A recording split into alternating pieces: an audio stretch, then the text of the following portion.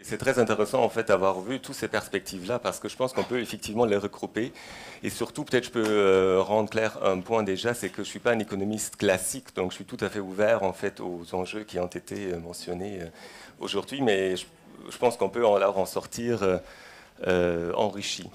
Alors, je vais commencer avec le rôle d'un économiste, en fait, surtout face à un engouement qu'on a connu il y a 2, 3 ans là, pour le plan du Nord. C'était en fait de retirer le bol à punch quand la fête vient tout juste de commencer. En fait, ça c'est McChesney Martin, qui était directeur de la Banque centrale des États-Unis, qui disait en fait qu'il fallait augmenter les taux d'intérêt au moment que l'économie prenait de l'ampleur et qu'il fallait donc ralentir un petit peu pour éviter la surchauffe.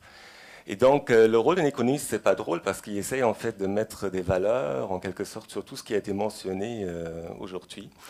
Dans un contexte comme le nord du Québec, son potentiel, son développement économique, ben, un économiste doit d'abord se poser la question, est-ce que c'est rentable de le faire? Et je vais définir comment je vois la rentabilité. Et c'est en second lieu que je vais me poser la question sur la répartition de la rente qui, elle, renvoie au développement durable au sens strict peut-être. Euh, alors évidemment, là, comme je vous ai dit, économiste là, qui est ouvert à tous ces enjeux-là, ben, je reconnais la multifonctionnalité du territoire. Donc le nord du Québec, c'est un milieu de vie, ça sera éventuellement un milieu de production. C'est évidemment un milieu d'environnement naturel. Hein, ces trois composantes vont ensemble. Et de l'autre côté, ben, on a le développement. Et un économiste va se poser la question, mais qu'est-ce qui va être fourni en quelque sorte par le public et qu'est-ce qui sera fourni par le privé? Si je regarde les ressources humaines, ben, une partie des ressources humaines sont déjà dans le Nord, il faut les former éventuellement. J'aime beaucoup le point de M. Rodin qui dit qu'un jour les mines fermeront, donc qu'est-ce qu'on va faire avec des miniers? Ben, on va peut-être faire la même chose qu'avec les miniers québécois dans le Sud. Hein. Ils n'ont pas voulu non plus quitter leur maison, ils ont voulu rester là, donc ça cause des gros coûts sociaux. Donc ça, c'est quand même le privé qui va, en quelque sorte, le marché risque de répondre à ces besoins de ressources humaines-là. Deuxième point, technologie et savoir-faire, et je pourrais ajouter information, ce qui a été mentionné par M. Labbé, c'est acquérir cette information-là. En grande partie, c'est les entreprises qui vont évidemment fournir cet aspect-là, mais aussi le public qui doit en fournir une partie de cette information-là, et la technologie, évidemment, doit éventuellement être adaptée. Et de l'autre côté, on a l'infrastructure, et c'est là que le public doit définitivement jouer un rôle important, parce que pour développer le Nord, avec ces mines, ben, il y a des infrastructures publiques qu'il faudra construire, et ça nous coûte tous de l'argent. Il faut partager les coûts éventuellement entre les utilisateurs qui sont très restreints et le grand public des Québécois. Donc tout ça, évidemment, ça fait partie donc, de l'investissement qui est requis. Et ça, c'est l'investissement qui est pécunier, donc qui est monétaire. On peut facilement trouver cette valeur-là. Okay? Mais en quelque sorte, ça va plus loin, évidemment, parce que je dois me poser la question, de manière plus générale, les investissements rentrent donc dans les coûts économiques, mais dans les coûts économiques, il y a aussi les coûts environnementaux, par exemple, les coûts sociaux éventuellement imposés, et il y a les bénéfices. Et les bénéfices sont fortement variables parce qu'on ne peut pas prédire exactement la valeur de prix d'une ressource naturelle. Comme on vient de le voir, là, il y a des mines qui ouvrent et qui ferment après 6 mois déjà. Donc c'est tout à fait complexe. Mais le rôle d'un économiste, ce serait de regarder en fait les bénéfices et les coûts. Et c'est là qu'on peut-être on a été mal interprété, mal compris par la société, parce que nous, on parle souvent de rente économique. C'est un message qui n'a jamais vraiment passé. Si vous pensez à l'Hydro-Québec qui vend l'électricité trop peu chère par rapport à ce que ça coûte de le produire à la marge, ce n'est pas quelque chose que la société québécoise va nécessairement vouloir avaler comme message. Mais donc, dans ce contexte-là, par contre, cette question se pose encore une fois. J'ai les bénéfices, j'ai les coûts. Ben, si les bénéfices dépassent les coûts, j'ai une rente économique. Et si j'ai donc un surplus, ben, je vais parler d'un enrichissement collectif. C'est pour ça que j'ai mis ces autres noms là. Au lieu de parler d'efficacité économique, je parle d'un enrichissement collectif. Et c'est en deuxième lieu je dois me poser la question sur la distribution de la rente. Et elle se fera peut-être de deux manières. Ici, j'ai mentionné surtout les redevances minières. En tant qu'économiste, peut-être on a des choses à dire là-dessus. Mais évidemment, il y a toute la question en fait, de comment on partage la rente entre les communautés qui sont sur place et le Québec du Sud, en quelque sorte. Okay? Et c'est là que je peux parler, en fait, éventuellement, on voudrait répondre à la question qui a le surplus. Donc on va parler d'équité intra- et intergénérationnelle. Peut-être pour les gens du Sud, on a déjà tout. Hein, on n'a pas trop de soucis, même si on a du chômage, mais on a quand même assez de richesses déjà accumulées. Donc nous, on s'inquiète peut-être plus de cette équité intergénérationnelle. Hein. On pense à demain, après-demain, et qu'est-ce qu'on va faire dans 100 ans? Qu'est-ce que notre société va devenir? Alors que les gens qui n'ont rien, ou qui ont très peu, qui sont très pauvres, ils veulent plutôt regarder l'aspect de l'équité intragénérationnelle. Hein. Il ne faut pas les oublier, en fait, aujourd'hui.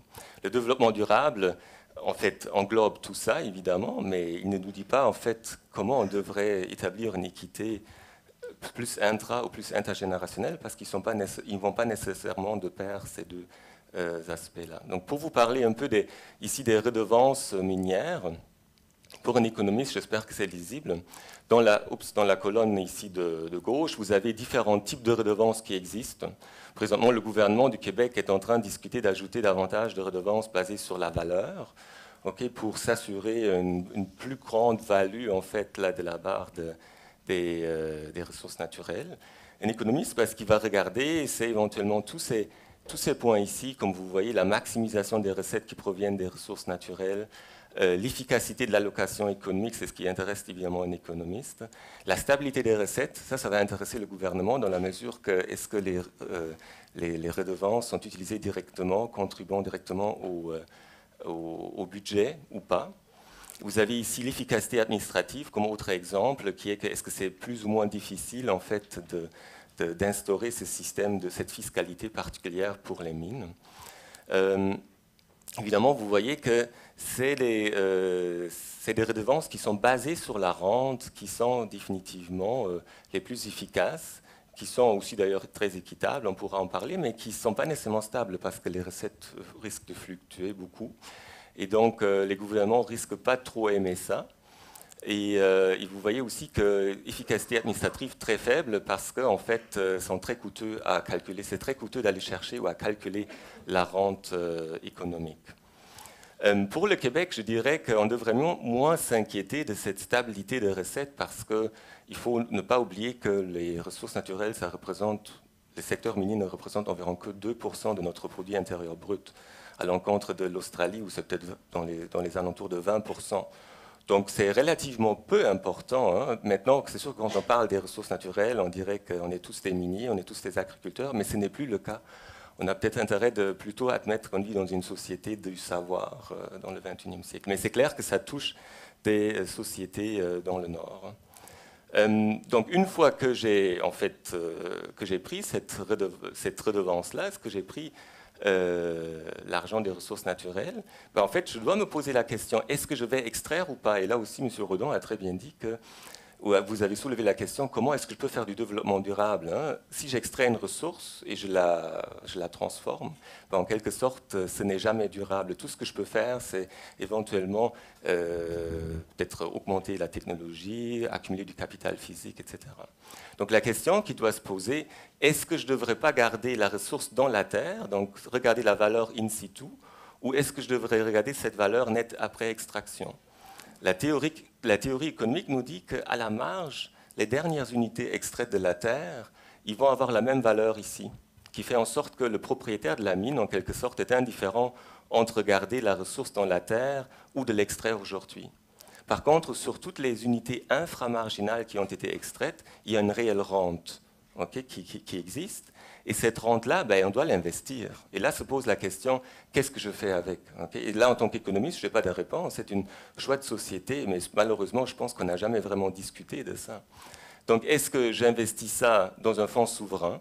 C'est ce qui est d'ailleurs prévu, je pense, à partir de 2014-2016, d'investir toutes les rentes qui proviennent des redevances minières, de toutes les investir dans le fonds des générations du Québec, donc, qui sert en fait à rembourser la dette. Est-ce que je fais ça?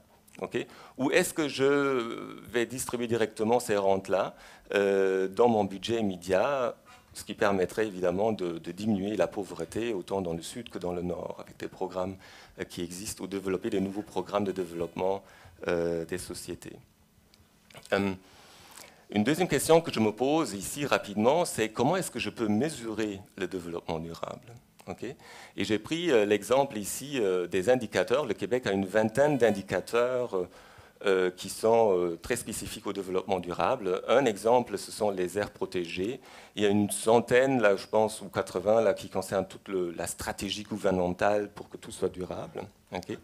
Parfois, on a l'impression que c'est une question plutôt de marketing, mais ici, si je regarde les aires protégées, dont on en a entendu parler tout à l'heure, je regarde la carte du Québec, plus que c'est foncé, plus que je suis proche de l'objectif qui est d'atteindre en fait 12% des aires protégées. En tant qu'économiste, je dois me poser la question, est-ce que ça fait un sens économique d'avoir ces 12%-là? Pourquoi pas 15? Pourquoi pas juste 5? Ça dépend. Ben, c'est le principe de précaution qui justifierait tout ça. Mais il n'y a pas vraiment d'analyse, encore une fois, de coût-bénéfice qui existe, qui nous dirait combien des terres ici est-ce que je dois protéger. Et comme a souligné le commissaire au développement durable, en fait, il a souligné le problème qu'on n'a pas de stratégie minérale au Québec. Donc on ne sait pas vraiment quels sont les critères du gouvernement du développement. Okay. Donc peut-être en conclusion, ce qu'il faut retenir, c'est que si un surplus est dégagé, ben, est-ce qu'il existe? Donc est-ce que c'est efficace? Ben, il faut faire une analyse de coût-bénéfice. Okay.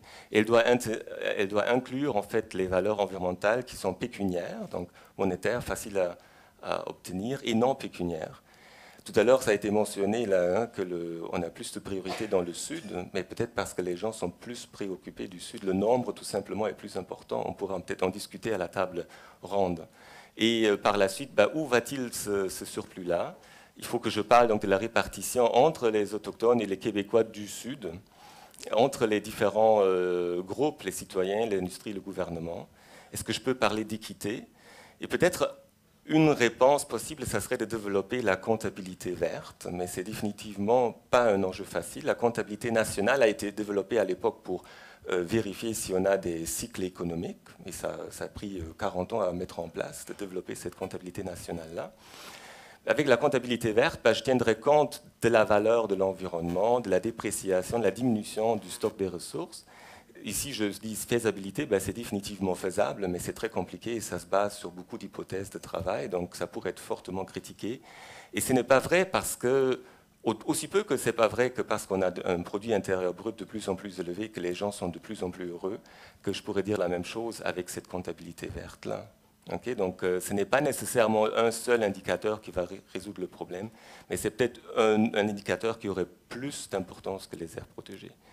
Et la question qu'on se pose en tant qu'économiste, quelle va être la dynamique de cette distribution du surplus? Donc, quand il y a un surplus, quand il y a une rente économique, il y a entre guillemets les goélands qui arrivent et qui veulent manger la rente.